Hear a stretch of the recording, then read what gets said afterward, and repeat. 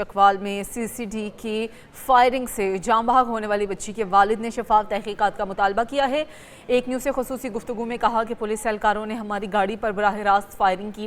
Firing سے میری بیٹی موقع پر ہی جاں بحق ہو گئی۔ بچی کے والد نے دعویٰ کیا کہ واقعے کے بعد پولیس نے کوئی تعاون نہیں کیا، ہمیں مالی امداد نہیں، صرف انصاف چاہیے۔ بچی کے والد کا سی سی ڈی کے اختیارات کا ازسرنو جائزہ لینے کا مطالبہ۔ مزید ان کا کیا کہنا تھا، آئیے آپ کو سنواتے ہیں۔ میرا نام عدیل احمد ہے، میں پرتھ کا رہنے والا ہوں۔ میرے 2 بچے ہیں، ایک میری بیٹی تھی ہانیہ احمد جو 9 سال 2 مہینے کی تھی، ایک میرا بیٹا ہے جو آلموسٹ 11 سال کا ہے۔ ہم پاکستان آئے ہوئے تھے، ہم نے حج کیا، حج کی واپسی تھی ہماری 10 جون ان دا مارننگ۔ ہم گھر آئے، ہم سو گئے۔ اس کے بعد ہم شام میں اپنے انکل کی طرف جو کہ میرے فادر ان لا ہیں وہاں پہ ہم کھانا کھانے گئے۔ ہم وہاں سے تقریباً 11:15 بجے وہاں سے نکلے تو ہم نے ہمارے ایک اور انکل ہیں جو میری وائف کے ماموں ہیں، ان کے گھر پہ ہم نے تھوڑی سی چیزیں ڈراپ کرنی تھی۔ ہم ان کے گھر کے سامنے اپنی گاڑی روکی تو اتنی دیر میں 2 چور ہمارے پاس آئے، انہوں نے بولا کہ ہمیں ساری چیزیں دے دیں۔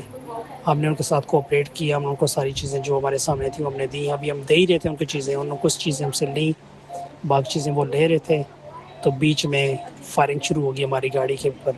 چوروں نے فائرنگ کی، اوپر سے سی سی ٹی والے جو پولیس والا محکمہ ہے انہوں نے فائرنگ کی۔ اتنی دیر میں چور بھاگ گئے، 30-40 سیکنڈ کا پوز ہوا۔ میں اور میری وائف گاڑی سے پہلے باہر تھے، ہم کیونکہ بیل بجا رہے تھے، بچے اس ٹائم پہ گاڑی کے اندر تھے۔ جب یہ سارا پوز آیا تو میں نے اپنی وائف کو بولا کہ چلے ہم گاڑی کے اندر بیٹھتے ہیں۔ ہم نے گاڑی کے اندر بیٹھے، میں نے گاڑی چلائی، پیچھے سے سی سی ٹی والوں نے ایٹ لیسٹ 2 سے 3 بندے تھے جنہوں نے ہمیں گولیاں ماری ہیں۔ پولیس والے بھی پہلے یہ ماننے کو تیار ہی نہیں تھے کہ انہوں نے ہمیں گولیاں ماری۔ انہوں نے بولا کہ 2 ڈفرینٹ گروپ تھے، ان کی آپس میں لڑائی ہوئی ہے، لیکن بعد میں انہوں نے اپنا موقف چینج کر کے بولا کہ نہیں، ہماری جو گولیاں ہیں وہ سی سی ٹی والوں نے ہی ماری ہیں۔